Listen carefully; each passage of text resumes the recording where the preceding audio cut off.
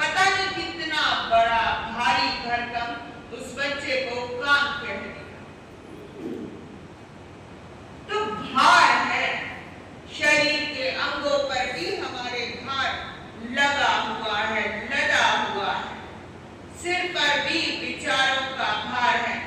शरीर की एक एक कोशिका पर, एक एक सेल पर विचारों का भार पड़ा हुआ है। स्थिति सोचो चित्त की क्या होगी, स्थिति सोचो आपके कर्मों की क्या होगी, स्थिति सोचो आपकी चेतना की क्या होगी।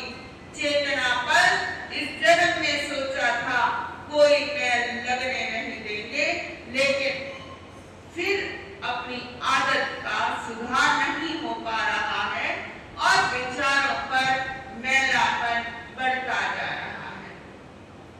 शरीर को तो साफ कर लेते हो, तन को तो साफ कर लेते हो, लेकिन कभी मन को साफ करने का सोचा?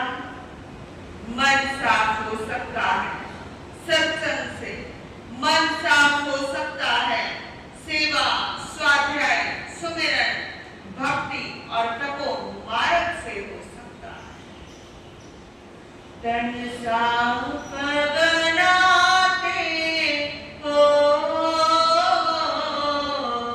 मन साफ बनाया करो। तन साफ बनाते हो, मन साफ बना। दुनिया को रिझाते हो, अपने प्रभु को रिझाया करो।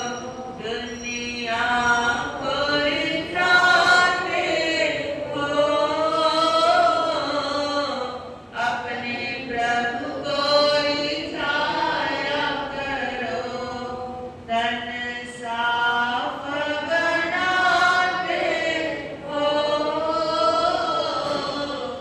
मन साफ बनाया करो। तन साफ बनाते हो, मन साफ बनाया करो। एक व्यक्ति से पूछा गया कि भाई कायोत्सर्ग से क्या होता है। बड़ा अव्वल दर्जे का श्रावक था। उसने कहा भार का विशोधन होता है, भार का विशोधन होता है, भार कम होता चला जाता है। कई बार कोई ऐसा आचरण या व्यवहार हो जाए, कोई घटना घट जाए बुरी, और मन पर क्या होता है, बोझ पड़ने लगता है। प्रायश्चित की विधि प्राचीन काल में होती थी, कायोत्सर्ग के रूप में। इसकी विधि होती थी प्रायश्चित की विधि। हमारे सिर पर टनों भार लगता जा रहा है।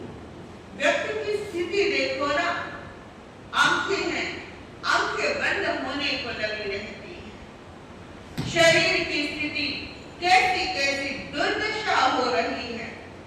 पहले व्यक्तियों की आंखों में चमक होती थी, आज भी जो दुनियावी चकाचौंध से दूर है, उनकी आंखों में चमक है। लेकिन जिन्होंने मोबाइल फोन का प्रयोग अधिक करना शुरू कर दिया है, उनकी आंखों के अंदर क्या हो गई है, वो चमक खत्म हो गई है। मोबाइल ने आपसे बहुत कुछ खींच लिया है। मोबाइल के द्वारा भी लगातार आपके सिर पर बोझ लदता जा रहा है। जरा चिंतन करके तो देखो, बिना बात के। अभी एक मैसेज आया, नोटिफिकेशन आया कि देश के अंदर ऐसी ऐसी घटना हो गई, शहर के अंदर ऐसी ऐसी घटना घट गई, और 4 बंदों से 50 बंदों से व्यक्ति मार्केट में जाता है कि मैं अपनी बात करूं, और बात करते करते गहरे चिंतन में चला जाता है और फिर भारी होने लगता है। बुद्धि भारी होने लगती है बिना बात के। जितने साधन बढ़ते जा रहे हैं, किसी को व्हाट्सएप पर मैसेज बहुत दिनों के बाद लिखा, लेकिन उसके साथ बातचीत करते करते कुछ टोंट कर दी, और धीरे धीरे आपके मन पर भारी भरकम बोझ आने लगेगा। टीवी के अंदर कोई न्यूज के अंदर कोई घटना सुन लो, कोई घटना देख लो, घबराहट होने लगती है। इट मीन्स आपके सिर पर क्या है? वजन है। आपकी मस्तिष्क के अंदर क्या है? भार है बहुत सारा। तो भार का विशोधन करने के लिए बहुत जरूरी है ये प्राथमिक आध्यात्मिक साधनाएं करना। अकरणीय हो गया मतलब कोई व्यवहार है वो करने योग्य नहीं है। मान लीजिए आपने किसी पे गुस्सा कर दिया, मान लीजिए किसी व्यक्ति ने आप पर गुस्सा कर दिया बिना किसी कारण। यदि आप 8 श्वासोच्छ्वास यानी डीप ब्रीदिंग, एक लंबे गहरे श्वास के साथ करो, 8 श्वासोच्छ्वास कायोत्सर्ग में रहकर करो।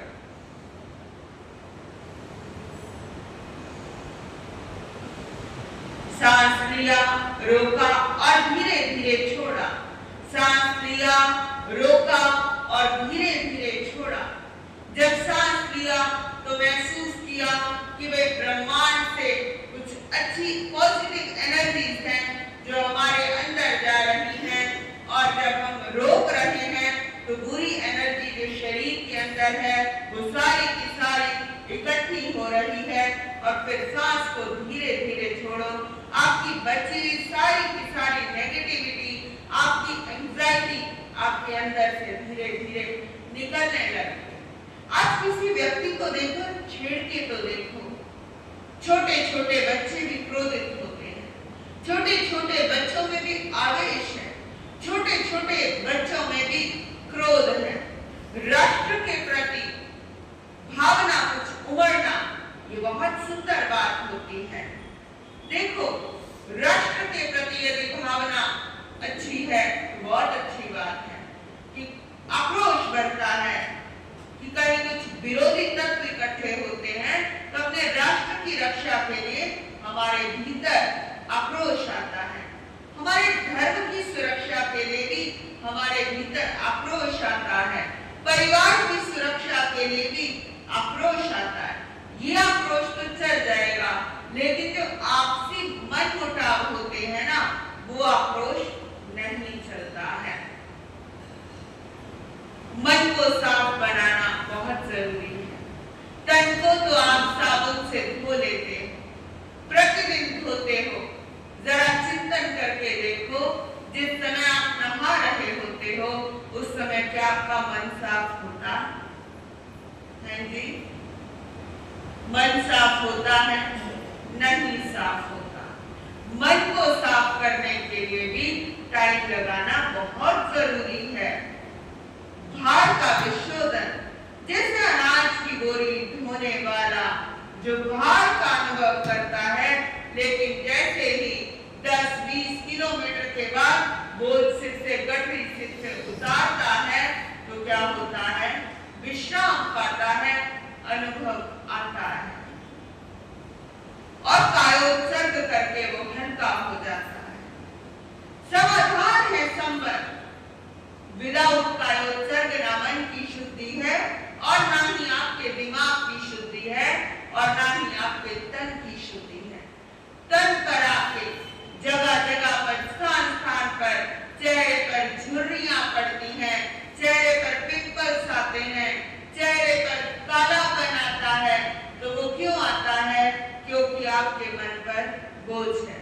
देखो, आपकी आंखों के नीचे कालापन, ज्यादा सोचने से, नींद ना लेने से आपके माथे के ऊपर सिलवटें आ जाती हैं। किस वजह से आती हैं?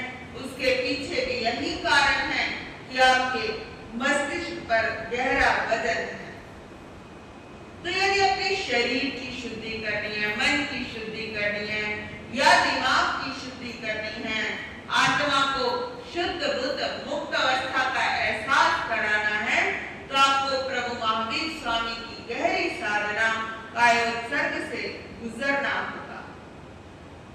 भार का भी मन पर बड़ा दबाव होता है।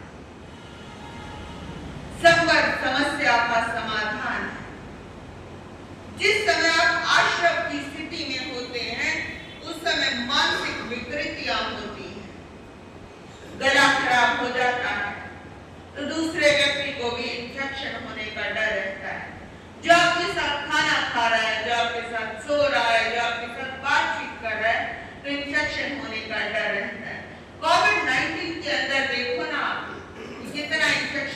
का एक दूसरे से डर होता था। जब नाक बंद कर दी जाती है तो इट मीन संवर हो जाता है। संवर, आपने मास्क लगा लिया तो उस समय कैसी स्थिति होती है जी? संवर की स्थिति होती है। मास्क उतारने पर कैसी स्थिति होती है आपकी? आश्रम की स्थिति होती है। जब संवर होता है तो आपकी चंचलता खत्म हो जाती है। जब आश्रम के मार्ग से गुजरते हैं तो आपकी चंचलता बढ़ती जाती है। यदि आप संवर की अवस्था में रहेंगे तो मन, वाणी और आपकी काया भी सज जाएगी। ये एक बड़ा रहस्यपूर्ण प्रयोग है। कायोत्सर्ग का एक टाइप है, किसी से बैठकर नहीं होता तो खड़े खड़े करना तो और उत्तम है कायोत्सर्ग। ध्यान बहुत समय पूरा खड़े होकर भी किया जाता है। ध्यान चलते चलते भी किया जा सकता है। कायोत्सर्ग खड़े खड़े भी किया जा सकता है। उससे बल्कि अधिक प्राण ऊर्जा संतुलित होती है, कहीं ज्यादा इकट्ठी नहीं होती। अगर आप खड़े होकर लगातार आप कायोत्सर्ग का अभ्यास करते हैं, आधा घंटा, 1 घंटा, धीरे धीरे आपकी ब्रह्मचर्य की साधना सतती चली जाएगी। विपरीत लिंगों पर ध्यान नहीं जाएगा। यदि पर पुरुष या पर स्त्री पर आपका ख्याल ही नहीं जाएगा। ह्यूमन साइंस का एक नियम है, जिसकी रागात्मक प्रवृत्ति होती है, यदि वो बैठना पसंद नहीं करेगा, वो खड़े होना पसंद करेगा, वो चलना पसंद करेगा, और जिसकी द्वेषात्मक प्रवृत्ति है वो चलना ही नहीं चाहता। तो रागात्मक प्रवृत्ति के लिए गमन योग का सहयोग बड़ा अपेक्षित है। प्रभु महावीर स्वामी अपने साधकों को ऐसा भी तो कह सकते थे कि भाई आप बैठकर किया करो। आप एक जगह पर बैठकर ही साधना नहीं है। विहारों की कोई जरूरत नहीं है। विहारों की जरूरत इसलिए है रागात्मक प्रवृत्ति पर बैलेंस लाने के लिए। जैसे किसी को अलग अलग वस्तुओं से बड़ी अटैचमेंट होती है, किसी व्यक्ति को व्यक्तियों से बड़ी अटैचमेंट हो जाती है, किसी व्यक्तियों को पदों से बड़ी अटैचमेंट हो जाती है, और किसी व्यक्ति को स्थितियों से बड़ी अटैचमेंट हो जाती है। उस अटैचमेंट पर कंट्रोल लाने के लिए चलना अत्यंत आवश्यक है। देखो सारा का सारा सिस्टम हमारा किस पे टिका हुआ है? पैरों पर। आपके चरण युगल पर टिका हुआ है। संत की यदि जीवन को देखना है तो उसके पैरों के दर्शन कर लो, उसका पूरा का पूरा जीवन आप देख लोगे। अगर आप किसी व्यक्ति को देखना चाहते हो कि भाई इसका चारित्र कैसा है, उसके हाथ देखने की अपेक्षा उसके पैरों को देखो, तो उसके जो पैर से ही उसका चारित्र दिखने लगेगा कि व्यक्ति कैसा है। अब बैठकर भी हो सकता है कायोत्सर्ग, जिसके अंदर क्या होता है, गुरुत्वाकर्षण कम हो जाता है। खड़े खड़े कायोत्सर्ग करते हैं तो गुरुत्वाकर्षण बहुत कम हो जाता है। गुरुत्वाकर्षण क्या होता है? आपने सेब गिरा और सेब नीचे आ गया, आपने कोई बॉल गिरी, बॉल नीचे आ गई, दीवार पर बॉल फेंकी, बॉल पीछे की ओर आ गई। गीला मिट्टी का गोला आपने दीवार पर फेंका और वो पीछे आ गया। वो किसकी वजह से ऐसा हुआ? ड्यू टू ग्रेविटेशनल फोर्स, जिसे गुरुत्वाकर्षण कहते हैं। यदि हम खड़े होकर करते हैं ना तो हमारी एनर्जी कम वेस्ट होती है, और यदि हम बैठकर करते हैं तो अधिक होती है। तो गुरुत्वाकर्षण बढ़ता है तो भार पैदा करता है। यदि खड़े होकर करो तो बड़ा अति उत्तम है। और कायोत्सर्ग कई बार किसी से बैठा नहीं जाता, किसी से खड़ा नहीं हुआ जाता अधिक समय तक, तो व्यक्ति लेट कर भी कर सकता है। अब कायोत्सर्ग के 2 प्रकार हैं। एक है वाम पार्श्वशयन कायोत्सर्ग, शास्त्र के आधार पर बताया। दूसरा है दक्षिण पार्श्वशयन कायोत्सर्ग। एक तो बाईं ओर लेटा जा सकता है और एक में